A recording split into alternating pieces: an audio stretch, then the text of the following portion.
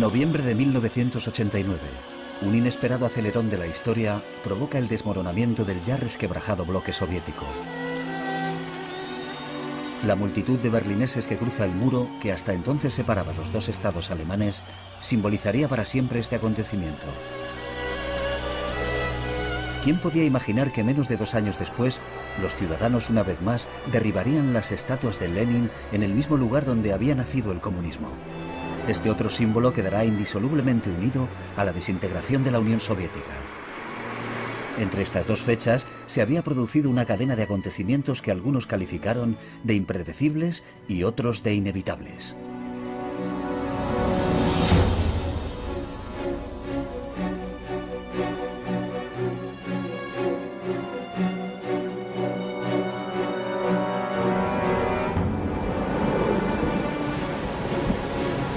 El primero de esta serie de acontecimientos tiene lugar a 4.000 kilómetros de Moscú, en 2 barcos sacudidos por una tormenta en el Mediterráneo frente a la costa de Malta. Es la primera reunión entre Mikhail Gorbachev, secretario general del Partido Comunista de la Unión Soviética, y George Bush, recién elegido presidente de los Estados Unidos. Fue muy divertido porque había una tormenta tremenda y no conseguían que se acercaran los barcos y Bush se mareó y Gorbachev se mareó y todo el mundo estaba mareado. Los dos hombres que intentaban encontrarse en aquel mar enardecido eran los líderes de las 2 grandes superpotencias del planeta. George Bush, presidente de los Estados Unidos desde hacía menos de un año, había sucedido a Ronald Reagan, el hombre que se refería a la Unión Soviética como el imperio del mal y que había llevado el enfrentamiento nuclear con el bloque soviético a un punto crítico. ¿Continuaría Bush con la política de su predecesor? Mikhail Gorbachev había sido el secretario general del PQS desde 1985. Entonces tenía 54 años. Había introducido un espíritu más joven en el liderazgo del partido y había emprendido reformas radicales. En política exterior levantó el telón de acero, permitiendo a países satélites de la URSS como Polonia, Hungría y Checoslovaquia tomar las riendas de sus destinos nacionales. En política interior, inició la democratización del país lanzando 2 conceptos revolucionarios, glasnost y perestroika. Glasnost quiere decir libertad de expresión. Perestroika significa reestructuración de la política económica y del sistema social. La gente pregunta, ¿qué es la perestroika? Pues bien, es hacer nuestro trabajo en serio. En eso consiste la perestroika. Consiste en ayudar a los demás, en trabajar hombro con los demás. Eso es el socialismo. En cuanto Gorbachev dijo ya podéis hablar en voz alta, fue el fin. Después de aquello ya no había forma de detener el proceso ni de volver atrás. Era demasiado tarde. Todo se precipitó desde aquel momento. Pero en 1989 el resultado no era convincente. A pesar de que la sociedad soviética estaba empezando a respirar, se había abolido la censura sobre la prensa, las libertades individuales eran más respetadas y los encarcelamientos arbitrarios habían desaparecido, la vida diaria de los rusos se deterioraba cada día más. Entonces fue cuando tuvo lugar la cumbre de Malta. Gorbachev llegó a esta reunión de Malta en una posición extremadamente debilitada. Tenía un objetivo crucial, conseguir de los americanos el fin de la escalada nuclear. Por razones morales, por supuesto, pero también por razones económicas. Una reducción drástica del gasto militar de su país le permitiría financiar su famosa perestroika y elevar la calidad de vida de su pueblo. No solo los países europeos, sino el mundo entero se veía afectado por esa guerra fría. Hay que tener en cuenta que la URSS y los Estados Unidos habían gastado decenas de miles de millones de dólares en la carrera armamentística. Imagínese lo que se podría haber hecho con todo ese dinero. Durante el mes anterior a la cumbre, la administración Bush estaba totalmente dividida. Así que el presidente Bush, y aquí es donde yo representé un pequeño papel, llevó a todo su equipo, a todo el mundo, a Camp David, la residencia de vacaciones del presidente, e invitó para que hablaran a todo su equipo a dos personas que representaban dos visiones académicamente opuestas sobre Gorbachov. El profesor Richard Pipes, de Harvard, que no se fiaba de Gorbachov, no creía en Gorbachov, pensaba que todo eso de la perestroika era una trampa. Y Stephen Cohen, de Princeton. Yo en el 89 defendí abiertamente que Gorbachov representaba para los Estados Unidos una oportunidad histórica de terminar con la Guerra Fría. Después de hablar Pipes y de hablar yo, nos hicieron preguntas. Y entonces vi claramente que el presidente ya se había decidido, que iba a terminar la Guerra Fría con Gorbachov en Malta en aquellos barcos. Bush dijo su famosa frase: la URSS ya no es nuestro enemigo. Tenemos que dejar de vernos unos a otros como enemigos. A continuación yo dije lo mismo y nos dimos la mano. Y ese gesto y esas sencillas palabras simbolizaron el fin de la Guerra Fría. Para todos nosotros fue un gran logro. Pero inmediatamente nos vino una pregunta a la cabeza. ¿Cómo debemos actuar en este nuevo escenario? Era difícil saberlo. Fue en este nuevo contexto político cuando Mikhail Gorbachov fue a Vilnius, en Lituania, donde miles de manifestantes exigían la independencia del país. Fue acompañado de su esposa Raisa para evaluar una situación que estaba empezando a ser peligrosa, ya que Lituania era parte integrante de la Unión Soviética. Junto con los otros dos estados bálticos, Letonia y Estonia, Lituania había sido anexionada a la Unión Soviética en 1940. Cuando Mikhail Sergeyevich Gorbachov vino aquí, yo le acompañé a todas partes. A las calles, a las plazas, a reuniones con los intelectuales. Y él siempre hacía la misma pregunta: ¿realmente queréis separaros de la Unión Soviética? Y siempre recibió el mismo rotundo sí. ¿Qué otra respuesta podían darle más que un sí? Era evidente. De vuelta en Moscú, Mikhail Gorbachov transmitió una conclusión diferente del viaje a sus colegas de partido. Cuando Gorbachov volvió de Vilnius, se dirigió al Politburó con entusiasmo. Dijo: todo va bien. Quieren seguir con los rusos y continuar en la Unión Soviética. No hay ningún problema. Sin embargo, 2 meses después, Lituania declaró su independencia unilateralmente. Por primera vez en la historia de la URSS, una de sus repúblicas se independizaba. Era un acontecimiento de gran importancia porque probablemente tendría un efecto contagioso. Mikhail Gorbachov intentaba ganar tiempo, pero tenía que respetar las reglas que había establecido al llegar al poder.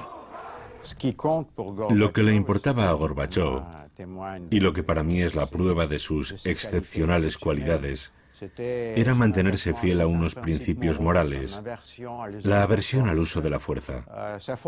Debido a su formación como abogado, consideraba incuestionable la supremacía de la ley. Juro solemnemente servir a los pueblos de nuestra nación, actuar en el estricto cumplimiento de la Constitución. A fin de continuar con sus reformas legalmente, Gorbachov se hizo elegir presidente de la URSS por el Congreso de los Diputados del Pueblo. En la misma línea, abolió el monopolio político del Partido Comunista e introdujo un sistema multipartidista en la Unión Soviética. Todo se debía reformar radicalmente.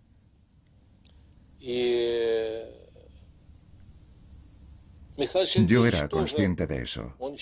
Mikhail Sergeyevich Gorbachov pensaba lo mismo, pero él estaba más a favor de hacer mejoras y modificaciones. A menudo me decía: cuidado, Alexander, este partido es un monstruo. Podemos perder el control sobre él en cualquier momento. El sistema estaba llegando al límite, estaba obsoleto. Esto se hacía evidente en el hecho de que mantenía una política autoritaria. El Partido Comunista y el aparato administrativo ejercían un control absoluto. Como ha podido ver, todos los pasos innovadores que di fueron contrarrestados por la nomenclatura. Siempre ocurría lo mismo. En lugar de poner en práctica los cambios e implementar la perestroika, el Partido Comunista no hacía más que obstaculizar el proceso. Había gente que pensaba que solo se podría desmantelar el sistema comunista rompiendo la Unión Soviética. Yo eso no lo entendía y no podía aceptarlo. Yo estaba totalmente convencido de que era mejor construir una unión al estilo de la Unión Europea. Por eso preparé un programa económico para implementarlo en 500 días. Tuve que intervenir sobre este asunto durante los debates parlamentarios para criticar duramente a Yavlinsky y al mismo Gorbachov. Y les dije, ¿cómo vamos a pasar a una economía de mercado en 500 días cuando ni siquiera hemos desarrollado una teoría de la libertad de mercado?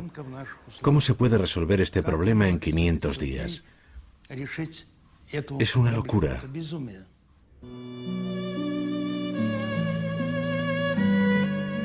De hecho, el presidente Gorbachov se enfrentaba al eterno dilema. ¿Son compatibles el marxismo y el capitalismo? En otras palabras, ¿se puede aplicar la libertad de mercado dentro de una economía controlada? La perestroika, que había sido concebida para resolver este problema, no tuvo el efecto esperado. Abrir la puerta a la competencia comercial fue un fracaso porque se mantenían los precios fijos y los nuevos productores independientes no estaban interesados en vender con pérdidas.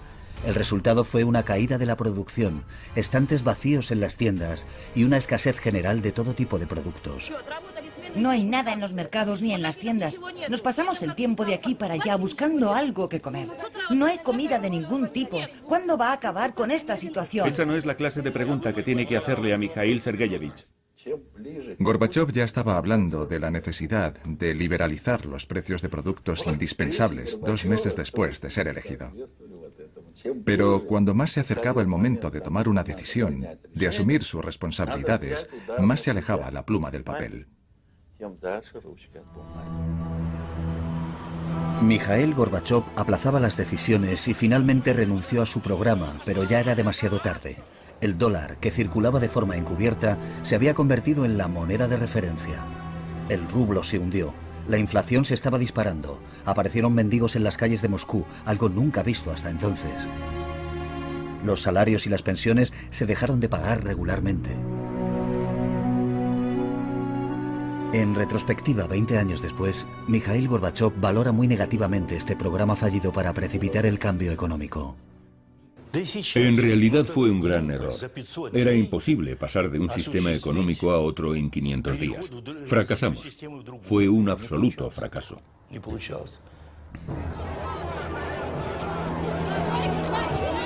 El fracaso fue tan rotundo que el 1 de mayo de 1990, por primera vez en la historia de la Unión Soviética, un líder del país se vio obligado a retirarse de la tribuna oficial de la Plaza Roja por los abucheos de la multitud. Fue entonces cuando un hombre que había permanecido arrinconado durante varios años saltó a primera línea, Boris Yeltsin. Era un alto funcionario, un importante aparachic provincial apreciado por su eficacia y su franqueza, y había sido primer secretario del partido en Moscú antes de ser apartado por Gorbachov por criticar la lentitud con que se estaba poniendo en práctica la perestroika.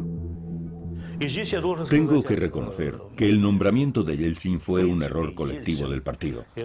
Lo discutimos a fondo. ¿Debíamos aceptarlo entre nosotros o no?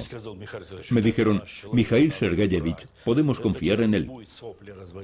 Debería formar parte de nuestro equipo. No dudará, tomará decisiones. Así que lo aceptamos. ¿Y en qué acabó todo? Bueno, eso ya lo sabe. Elegido diputado del pueblo y a la cabeza de los reformadores comunistas, Boris Yeltsin no dejó pasar ni una sola oportunidad de mostrar su hostilidad hacia Gorbachov. En el Parlamento era blanco habitual de sus ataques. Ha llegado el momento de presentar a la sociedad una imagen objetiva de la situación. Eso es lo que Mikhail Gorbachov podría haber hecho. Él fue quien proclamó la perestroika y por supuesto sobre él recae la máxima responsabilidad de la crisis que estamos sufriendo. La política exterior de Gorbachov fue tan criticada como los fracasos de la perestroika. Se le acusó de haber capitulado ante las potencias occidentales, no solo por no negociar seriamente la salida de las tropas soviéticas de Alemania Oriental, sino por otra cuestión mucho más importante. La administración Bush, dijo a Mikhail Sergeyevich: todos estamos de acuerdo en que Alemania se debe unificar. Esta cuestión no se puede demorar por más tiempo. Hay que hacerlo, por justicia histórica. Pero ¿qué hacemos con la Alemania unida? ¿Qué hacemos con ella? ¿Dónde la ponemos? Una solución era integrar a Alemania en la OTAN para poder controlarla, pero a Gorbachov no le gustaba la idea. Era una capitulación excesiva, una concesión demasiado grande. Entonces le ofrecieron a Gorbachov, o él lo pidió, no recuerdo bien, que si Alemania entraba en la OTAN no avanzaría más hacia el este. En otras palabras, la OTAN se acabaría en Alemania, no pasaría de allí. Se le hizo esa promesa a Gorbachov, pero él cometió un error. Confió en los americanos. De hecho, era evidente que los polacos, los húngaros y los checos harían lo que fuera necesario para entrar en la OTAN, extendiendo así los límites de la organización hasta las mismas fronteras de la URSS. Cada vez más debilitado, sin embargo, Gorbachov obtuvo una gran victoria al ser reelegido sin dificultad secretario general en el 28º Congreso del Partido Comunista. Los conservadores habían quedado en minoría, pero de repente, en un gesto espectacular, Boris Yeltsin abandona el Congreso dando un portazo. Nadie más que yo le vio en ese estado. Estaba lívido, profundamente alterado. Él que había mamado del pecho de la madre comunista, que había entregado su vida entera al comunismo, tenía que renunciar a todo aquello.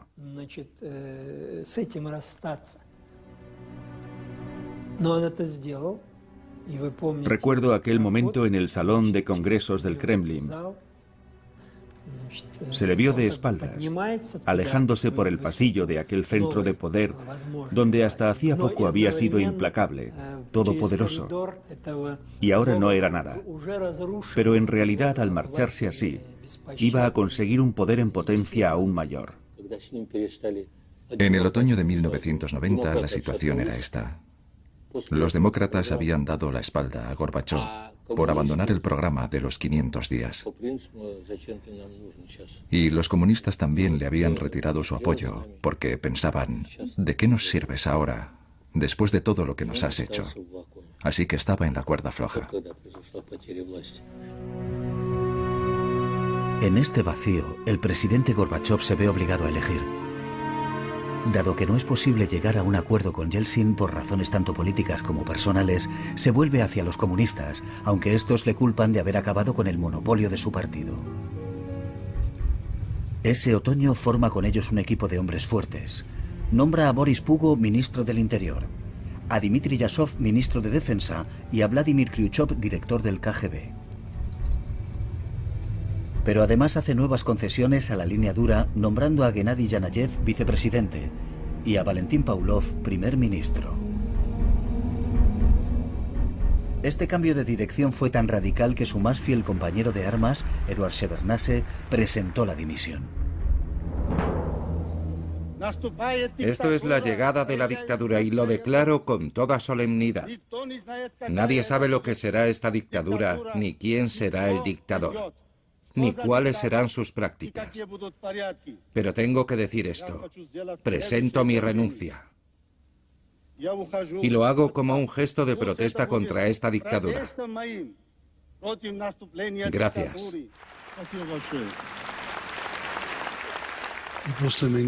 Después de mí intervino Gorbachov. Y dijo, no es verdad, no hay ninguna amenaza. Si hubiera una verdadera amenaza, ¿por qué iba a saberlo él, Shevardnadze, y no yo? Pero yo tenía información fiable. ¿Y sabe por qué? Porque en el Ministerio de Asuntos Exteriores, que yo dirigía, entre un 30 y un 40% de los diplomáticos trabajaban para el KGB. Lo sabían todo, y naturalmente también me informaban a mí. Pero Gorbachov No quiso creerme. El endurecimiento del régimen de Moscú provocó que los comunistas conservadores de los estados bálticos pasaran a la ofensiva. Se lanzaron a las calles de Vilnius y Riga para exigir que sus países permanecieran en el bloque soviético. Y chocaron con los independentistas. La tensión crecía. Hubo concentraciones de 100.000, 150.000 personas.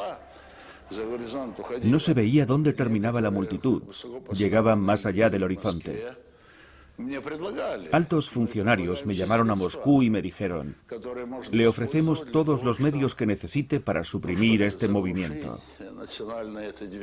Yo les dije: no quiero esos medios, no pienso hacerlo. Entonces no hubo más ofertas. En Vilnius se estaba gestando un golpe de Estado. Las fuerzas especiales estaban preparadas. Con una orden de Moscú se pondrían en marcha.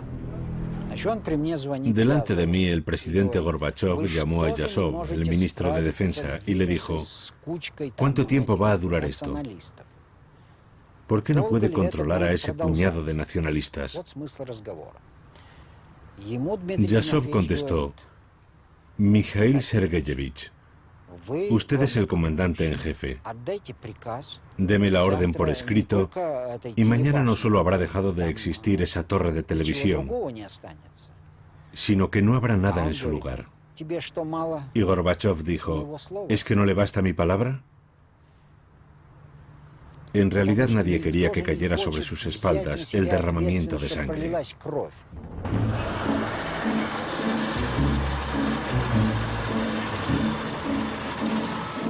Las consecuencias de la indecisión respecto a los más altos niveles del Estado no tardaron en producirse.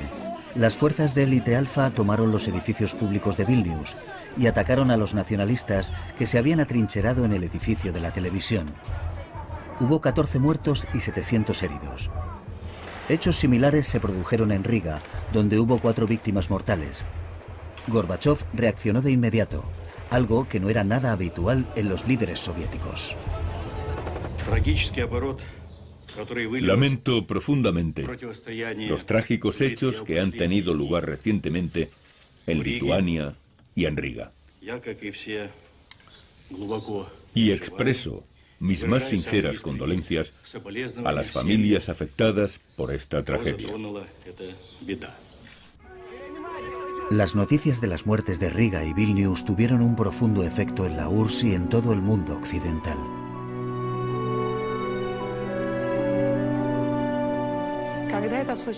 Después de estos hechos, Occidente y sobre todo los Estados Unidos estaban preocupados. Temían que se desestabilizaran no solo los nuevos países independientes del Este, sino la Unión Soviética misma. Recuerdo los comentarios de George Bush, de Margaret Thatcher y de François Mitterrand. Todos temían que estos acontecimientos obstaculizaran la perestroika de Gorbachov. Realmente apreciaban a Gorbachov, siempre y cuando hiciera realidad sus esperanzas de democratización de la Unión Soviética.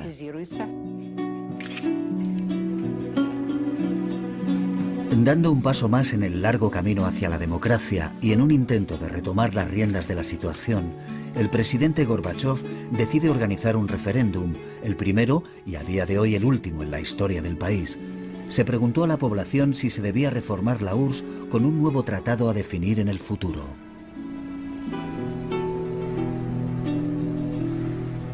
El resultado fue un 76% de síes. El mismo día se celebró otro referéndum solamente en Rusia. Un 70% de los votantes se declararon a favor de establecer el cargo de presidente de Rusia y que fuese elegido por sufragio universal. El 16 de junio, Boris Yeltsin juró el cargo. Había sido elegido primer presidente de Rusia. Ahora Moscú era la sede de dos poderes enfrentados, el de la Unión Soviética, representado por Gorbachov, y el de Rusia, con Yeltsin a la cabeza, que personificaba las esperanzas del pueblo ruso.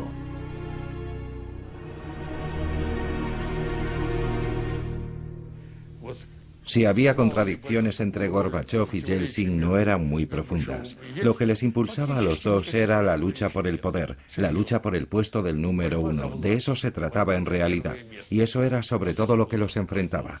Tengo que decir que esos dos hombres amaban tanto el poder que si Yeltsin se hubiera convertido en secretario general del partido, este habría salido fortalecido. Esa es la paradoja. En este pulso, Gorbachov cargaba con el lastre de sus resultados económicos. Si quería sacar al país del agujero económico que se le acusaba de haber causado, no tenía más opción que volverse hacia Occidente. Necesitaba conseguir ayuda financiera a gran escala y se hizo invitar a Londres a la cumbre del G7, los países más industrializados del mundo. Se dijeron palabras amables, y entonces él hizo una petición sorprendente. Dijo, he hecho todo lo que me pidieron. Me dijeron que invitara a expertos y lo hice. Me enviaron expertos americanos.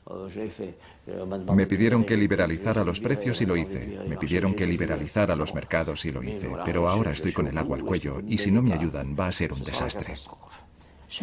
Pero lo más sorprendente fue la reacción de Mayor, el inglés, que presidía la reunión. Le felicitó y le despidió, y a continuación nos reunió para hablar del asunto. Para mi sorpresa, Mayor dijo, sí, es verdad, hay que ayudar a Gorbachov, pero el futuro es incierto y no podemos atarnos las manos. Tenemos que guardar algo de munición para sus sucesores. Fue sorprendente, quizá por la forma de expresarlo, ya que era reconocer abiertamente la idea de que Gorbachov iba a caer.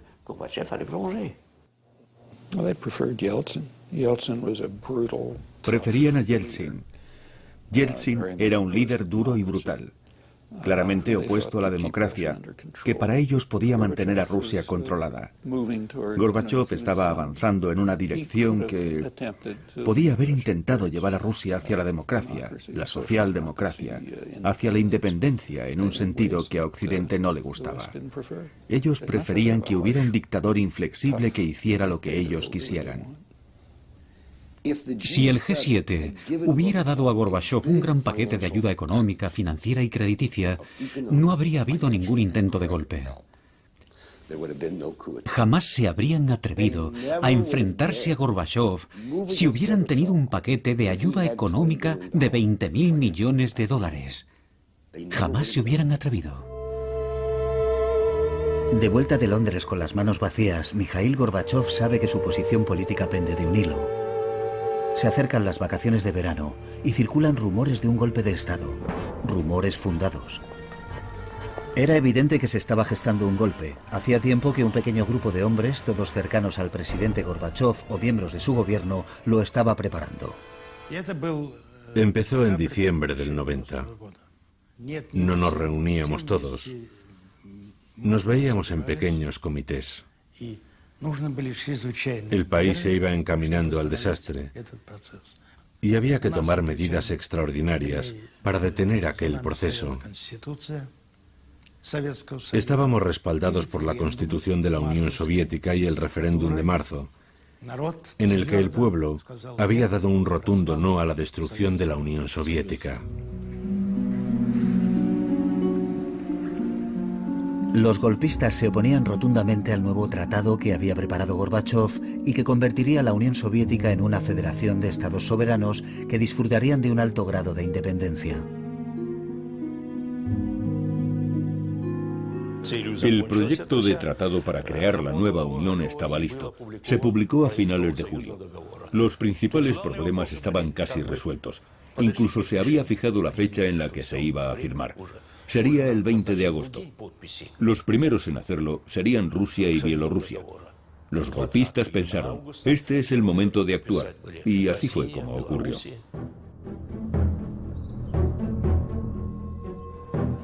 El 18 de agosto, mientras Mikhail Gorbachov, su esposa Raisa y su familia descansaban en la residencia presidencial de Crimea, ocurrió un hecho preocupante.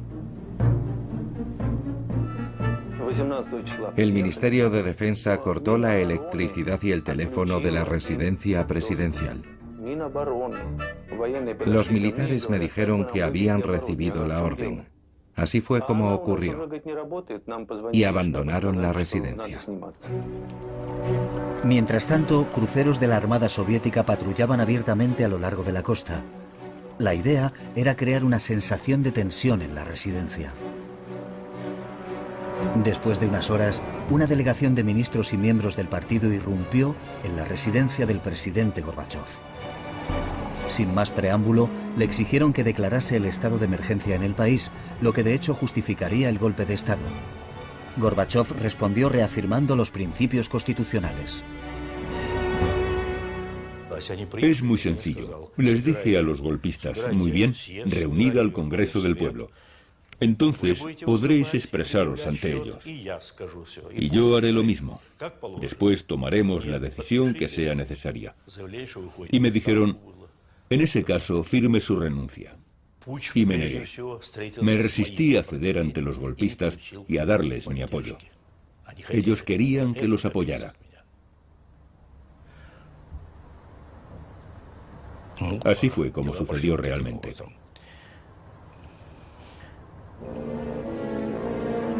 Según uno de los golpistas presentes, el comportamiento de Gorbachov aquel 18 de agosto en foros, cuando el futuro del régimen estaba en juego, fue muy diferente. Sabe, yo estaba allí y sé cómo se comportó Gorbachov. Cogió una hoja de papel y dijo, muy bien, escribiré al presidente del Parlamento y le pediré que reúna al Congreso del Pueblo. Cogió la pluma, una hoja de papel y empezó a titubear y entonces dijo, pensándolo bien, ¿por qué voy a escribirle yo? Vosotros estáis aquí, id a decirle al presidente que reúna al Congreso. Otro asistente vio un apoyo tácito al golpe en la reacción de Gorbachov.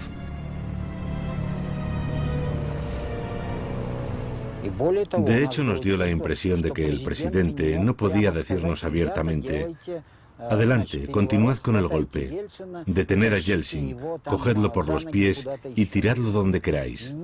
No, en ningún momento dijo nada parecido, pero los presidentes nunca utilizan ese lenguaje. Los golpistas entran en Moscú sin la autorización oficial del presidente Gorbachov y deciden precipitar el curso de los acontecimientos. Declaración de los líderes soviéticos. Debido a la incapacidad por razones de salud de Mikhail Gorbachov para cumplir sus funciones como presidente de la URSS, en función de la sección 7 del artículo 127 de la Constitución, se declara el estado de emergencia. 500 tanques entran en Moscú. Es Yasov, el ministro de Defensa, quien da la orden. Se sitúan en posiciones estratégicas, frente a los ministerios, la radio, la televisión, y rodean el Parlamento de Rusia, la Casa Blanca. Los golpistas del Kremlin imponen la censura, prohíben las manifestaciones y se establece el toque de queda. También se ponen en contacto con Boris Yeltsin, que rechaza la oferta de unirse a ellos. En la dacha de Boris Yeltsin preparamos una declaración para el pueblo. La redactamos de forma que expresara con toda precisión y claridad que el presidente elegido legítimamente, Gorbachov, había sido desplazado del poder y que los golpistas eran criminales de Estado.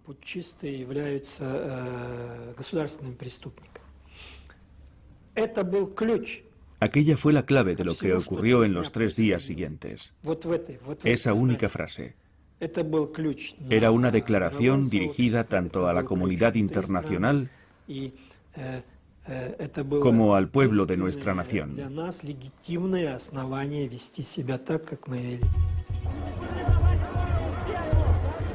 Mientras un número cada vez mayor de moscovitas se dirigía hacia la Casa Blanca, que estaba rodeada por los tanques, Boris Yeltsin decide acudir allí para hablar con las dotaciones de los tanques, la mayoría de ellos soldados de reemplazo. Yo le dije, ni se le ocurra, Boris Nikolayevich, no lo haga. No sabemos qué piensan hacer. No sabemos quién puede estar emboscado en un tejado o en un balcón. No puede hacerlo. Él se volvió y dijo, dame el texto de la declaración. Yo seguí intentando convencerle para que cambiara de idea. Pero 5 o 6 minutos después, Yeltsin se había subido encima de un tanque y varios de nosotros subimos con él. Dado que no tengo acceso a la televisión ni a la radio, voy a leer esto. A los ciudadanos de Rusia. La noche del 18 al 19 de agosto de 1991, el presidente electo, según la ley, fue apartado del poder. Por ello tenemos que declarar a ese supuesto comité fuera de la ley.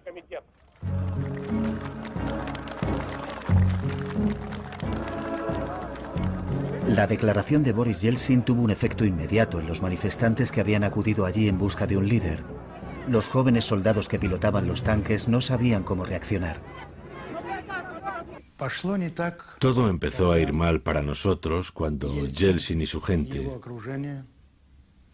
los Popov, los Sobchak, etc., todos esos traidores nacionalistas, no hay otra palabra para definirlos,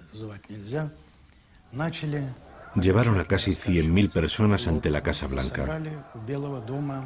Aquello hundió el barco sin remedio. A las 5 de la tarde los golpistas aparecieron en público por primera vez. Gennady Yanayev ofreció una rueda de prensa, acompañado por 5 hombres, ministros y dignatarios del partido, todos ellos nombrados por Gorbachov. Deseo anunciar que el Comité Administrativo del Estado de Emergencia en la Unión de Repúblicas Socialistas Soviéticas es plenamente consciente de la gravedad de la crisis que atenaza nuestro país. Debido a la incapacidad de Mikhail Gorbachov por razones de salud para desempeñar sus funciones como presidente de la Unión de Repúblicas Socialistas Soviéticas, yo asumiré temporalmente las funciones de presidente. En Crimea, Mikhail Gorbachov y su séquito, que habían seguido el desarrollo de los acontecimientos en la televisión del encargado de la residencia, comprenden cuáles son las intenciones de los golpistas. Raisa estaba conmocionada después de ver la rueda de prensa. Se veía cómo le temblaban las manos a Yanayev. Gorbachov dijo entonces que ahora los golpistas intentarían adaptar la realidad a sus mentiras acerca de su estado de salud, que iban a intentar envenenarle. Desde aquel momento se negó a comer nada que viniera de la cocina de la residencia. Privado del contacto con el mundo exterior, Mikhail Gorbachov, que temía por su vida, grabó una declaración con una videocámara. Hemos recuperado este excepcional documento de unos archivos.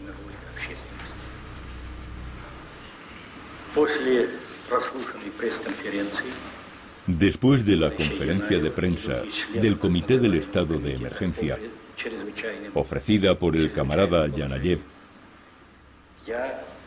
he comprendido que se ha desinformado al pueblo ruso y a los países extranjeros. Declaro que todo lo que se ha dicho sobre mi salud es falso.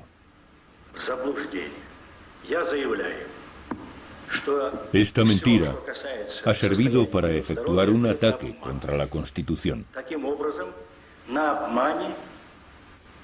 Se está impidiendo al presidente electo realizar sus funciones. No solo eso. La residencia de Crimea, donde estoy pasando mis vacaciones, está rodeada por soldados. Estoy detenido.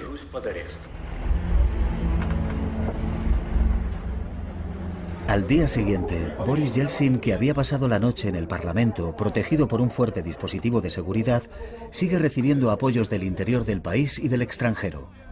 Los moscovitas levantan barreras delante de los tanques, cuyos ocupantes, que no han recibido órdenes, empiezan a mostrar signos de fatiga. Entre los golpistas reina la más absoluta confusión.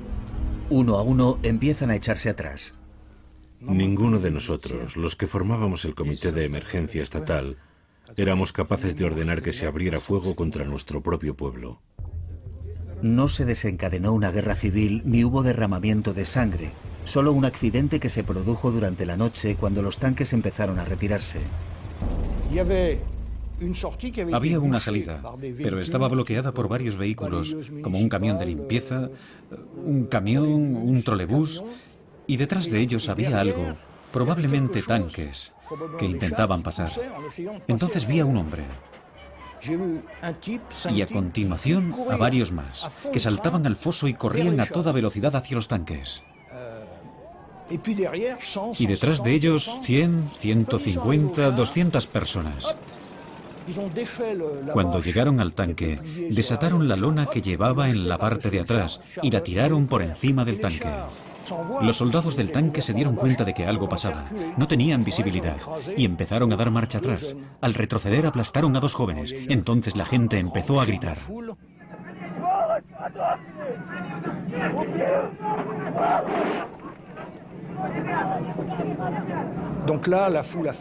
Los soldados salieron del tanque, pero nadie les agredió.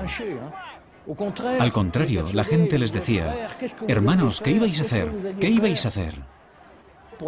Por primera vez en la Unión Soviética, la gente actuó según su propio criterio, siguiendo su conciencia, en lugar de obedecer órdenes colectivas.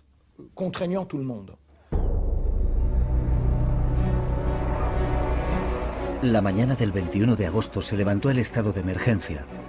Los golpistas se rindieron. Los tanques regresaron a sus acuartelamientos en medio de la celebración popular. Había llegado el momento de llevar a Gorbachov de vuelta a Moscú. Presos del pánico, los golpistas habían decidido enviar a Vladimir Khrushchev y a otros a Crimea. Pensaban que si se mantenían cerca de Gorbachov podrían evitar las consecuencias del conflicto que habían provocado. Al enterarse, Yeltsin, que temía una posible maniobra en su contra, decide enviar a su vicepresidente Ruzhkoy para que sea él quien traiga de vuelta a Gorbachov. Así será Yeltsin quien aparezca como el salvador de Gorbachov ante la opinión pública. Acto seguido, Yeltsin informa de su iniciativa a las embajadas occidentales en Moscú. Yo estaba en contacto permanente con la embajada francesa y me informaron de que iba a despegar ese avión. Entonces le dije al embajador: meta a alguien en ese avión, meta a alguien en ese avión. Ese alguien fue un diplomático francés que hablaba ruso con fluidez. Se unió a Ruzhkoy y a su equipo, y el avión aterrizó 2 horas después en Crimea. De inmediato fueron a la residencia de Gorbachov.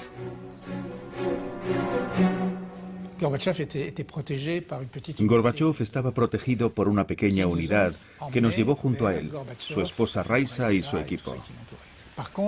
Pero los golpistas ya estaban por todas partes. Yo le dije que nosotros estábamos a favor de lo que había hecho y que estábamos allí para llevarle de vuelta a Moscú, lo que fue un alivio para él. Era su esposa la que estaba muy afectada, daba pena verla. Ruzhkoy les dijo: hemos venido a liberarles. El problema era que Khrushchev y los golpistas seguían allí, y ellos también querían llevarse al presidente Gorbachov en su propio avión a Moscú.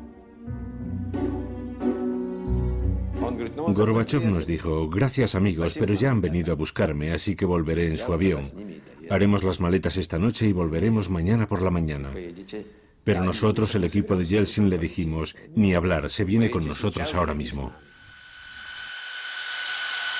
A pesar de sentirse tentado de regresar con los golpistas, Gorbachov accedió a subir al avión que había enviado Yeltsin, aunque era consciente de lo que iba a ocurrir.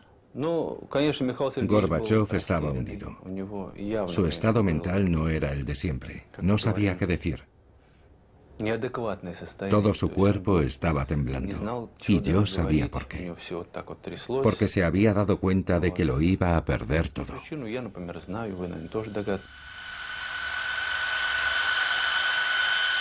Una nutrida delegación de partidarios de Yeltsin, el auténtico triunfador del golpe, recibió al presidente Gorbachov en el aeropuerto de Moscú. Él mantuvo la compostura.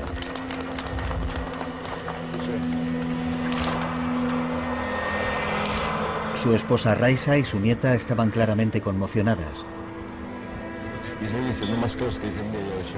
Gorbachov condenó rotundamente el golpe, pero no pudo evitar dar las gracias a su liberador. Estoy profundamente agradecido al pueblo de Rusia y a su presidente, Boris Nikolayevich Yeltsin, por su inquebrantable apoyo ante este movimiento.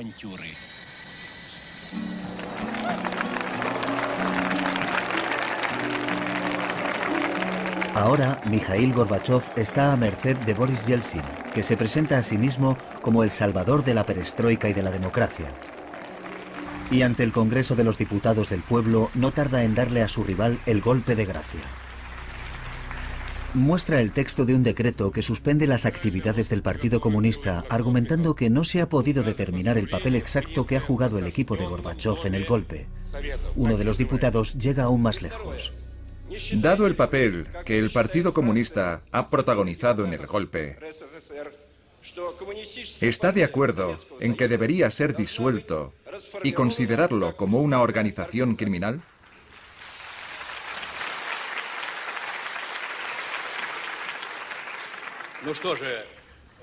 Dado que la pregunta ha sido tan directa, responderé de la misma forma. Cuando propone la disolución del Partido Comunista como una organización criminal, no estoy en absoluto de acuerdo. Prohibir el partido sería simplemente un error por parte del gobierno y del presidente democrático.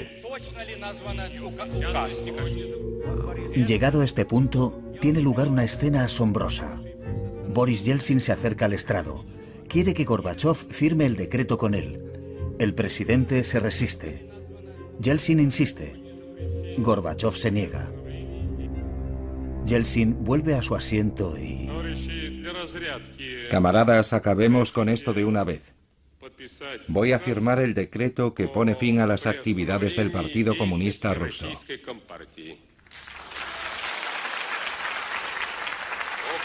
El decreto está firmado.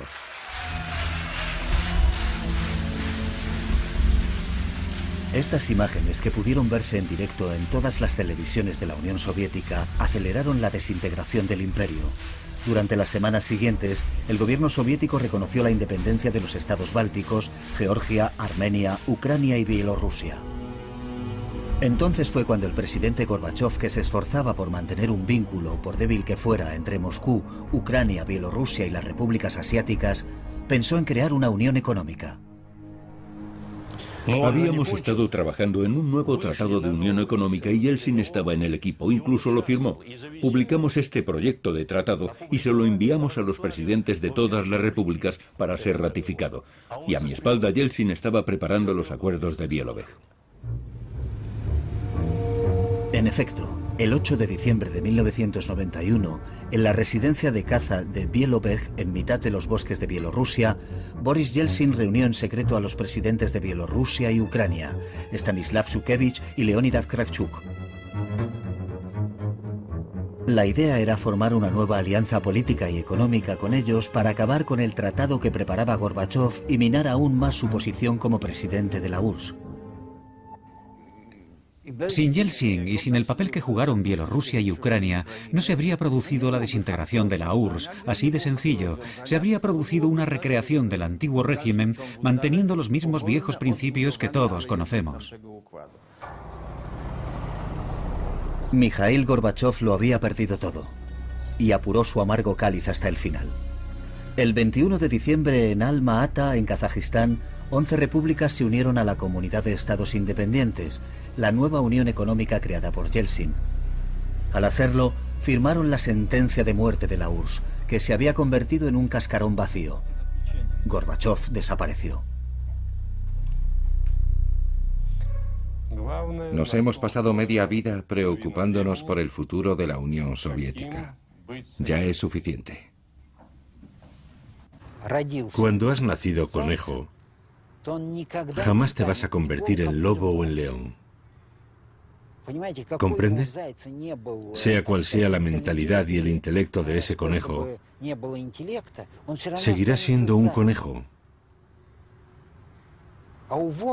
Puede que un lobo o un león no sean tan inteligentes, pero en una fracción de segundo te pueden arrancar el cuello de una dentellada. Eso da una idea de la relación entre Yeltsin y Gorbachev. Es cierto. Yeltsin era un hombre muy capaz. Su único problema es que bebía. Si ibas a verle antes del mediodía, hablaba contigo normalmente. Pero por la tarde ya estaba borracho. Y si el vodka no estaba frío, les gritaba a sus asistentes: ¿por qué no está frío el maldito vodka?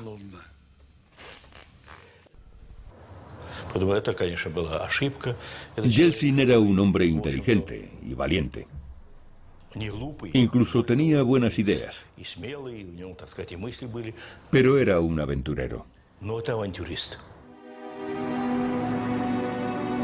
En el Kremlin, Gorbachov ya solo presidía las oficinas cada vez más vacías que el aventurero Yeltsin estaba ansioso por ocupar. Gorbachov, el aparachic convertido en demócrata que creía sinceramente en la reforma del comunismo, el hombre que había acabado con el miedo que sustentó el sistema soviético durante más de 70 años, ahora era acusado por su pueblo de cobardía, indecisión y debilidad. Pero entonces, ¿cómo pudo un hombre tan débil iniciar la perestroika? Dígamelo. ¿Cómo pudo iniciar un cambio en el régimen social? La glasnost, la democratización de la vida parlamentaria, el fin de la Guerra Fría, el fin de la represión política, el fin de la represión religiosa. ¿Cómo? Dígamelo. ¿Se da cuenta de la maraña de contradicciones en la que estábamos sumidos entonces? El 25 de diciembre de 1991 a las 7 de la tarde, abandonado por todos, Gorbachov leyó su carta de renuncia.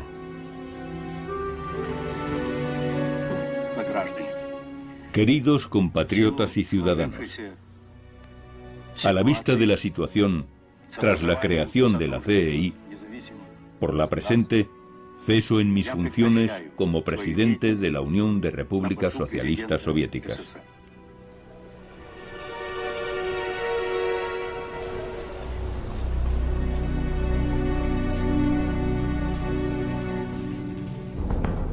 La firma de Mikhail Gorbachov al pie de su carta de renuncia aún no se había secado cuando, no muy lejos, en el Kremlin, se arriaba la bandera de la URSS.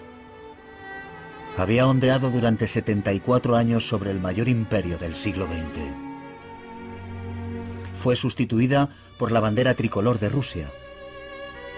Una nueva era comenzaba con promesas de democracia, desarme global y respeto por los derechos humanos.